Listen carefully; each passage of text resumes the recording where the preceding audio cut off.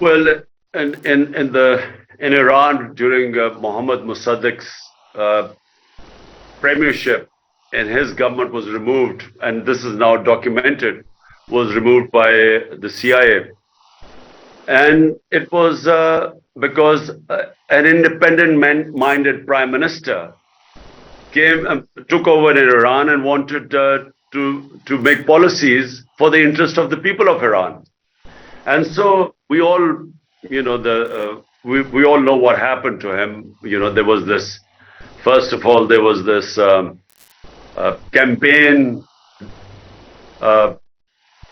propaganda campaign against him in the media. Then it was the opposition parties were paid to do demonstrations against the government of Prime Minister Mossadegh, and then his own party members were given money to change party affiliation, and eventually it was the final was the army which removed him. So it was a very similar pattern followed when my government was dismissed. But let me just talk about Iran. I find that it is most important for a country to live with dignity and self-respect. I mean, that for me is the most important thing. We Muslims, our oath with the Almighty is La ilaha illallah. There is no God but Allah. It gives us dignity, self-respect. We are not supposed to bow in front of anyone but the Almighty. And the Muslim countries, when they become subservient or when they become client states, when they lose their dignity, and unfortunately in Pakistan we have suffered from this. I have found the Pakistan's foreign policy, vast majority of the people of Pakistan have found it very undignified, because we have relied on aid and we stretch our hands and we get money, or we fight other people's war, and then we participate. A lot of our own people die in this, and we do it for foreign aid or US dollars. And I think it has consequences for a society. Number one, the society never learns to stand on its own feet, because only when you stand on your own feet do you realize your strength. But when you're always having crutches of foreign aid, just because you are trying to serve someone else's foreign policy objectives, you lose your dignity.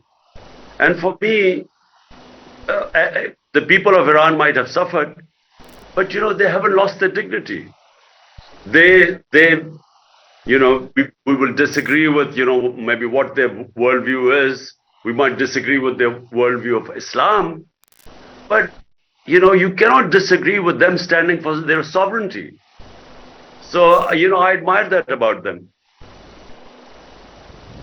Thank you very much, Your Excellency. Our next question comes from Maryam Khan, who is a PhD candidate at Istanbul Sabahattin Zaim University and also a research associate at SIGA. Maryam, are you there?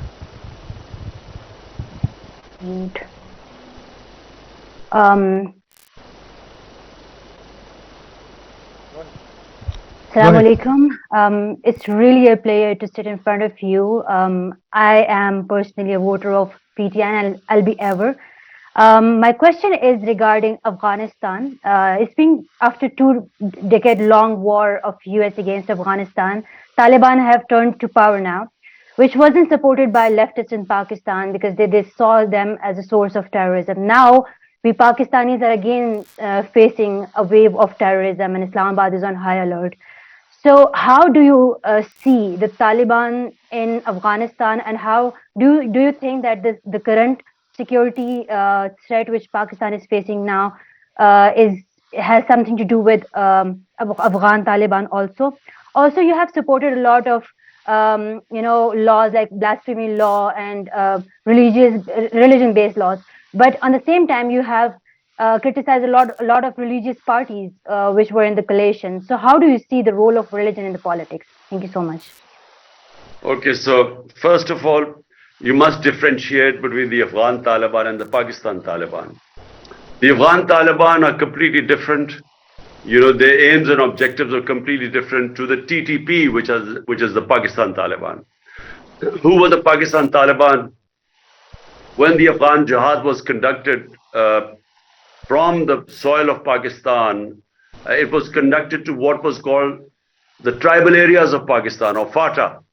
Now these were areas adjoining the Afghan border.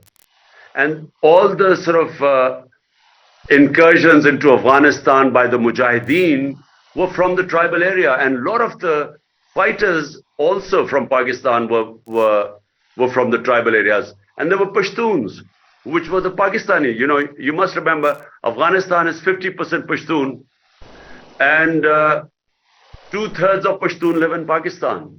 And most of them along the border, the eastern border of Afghanistan. So therefore, there was a lot of Pashtun sympathy for the Afghan jihad.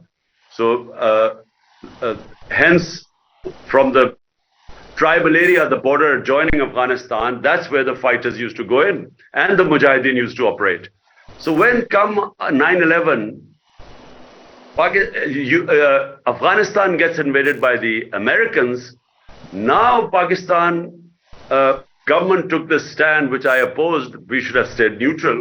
They started supporting the US war on terror. And so the same people who had been fighting jihad against the Soviets because they were foreign invaders, now were told that because it's the US, if you fight against them, it's terrorism. So they turned against the Pakistan government. And so what we had was, in tribal areas, the people turning against the Pakistan government, and they were called the TTP, the Pakistan Taliban. And so there were two different things. Afghanistan Taliban were not connected with them. I mean, they were connected vaguely, but not really. There was not real connection with them. So what happened was that after Kabul fell to the Taliban last August, the Pakistan Taliban were then asked by the Afghan Taliban to go back into Pakistan.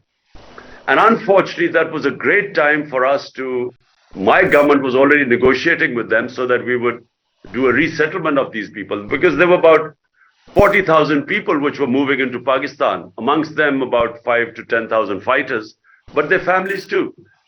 So unfortunately, when my government went, the eye was taken off the ball, and the new government and the setup, our military establishment did not pay enough attention to what was happening with the resettlement of the Taliban coming in.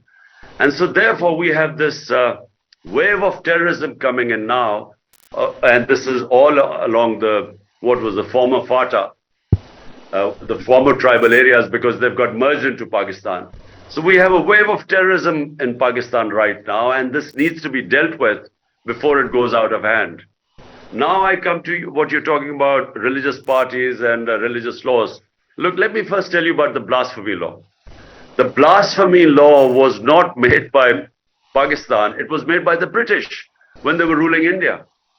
And the idea of the blasphemy law was that if one religious community, and remember there were multi-religious communities living in villages. There were Hindus, there were Sikhs, there were Muslims, there were Christians. So if one religious community said something which was derogatory against another religious community of a sacred entity, so there would be riots, there would be a lot of people killed. So the British then brought in this blasphemy law that you were not allowed to say anything derogatory about any religious entity of any other religion. That's how it came about, to stop riots. So therefore, rather than there being lynching crowds and lynching mobs going on and killing people who thought that their religion blasphemy had been committed against them, now it was an offense, so you had to actually go to court to prove that. So that was to stop mob violence, lynching crowds. So Pakistan basically inherited the policy. And in Pakistan,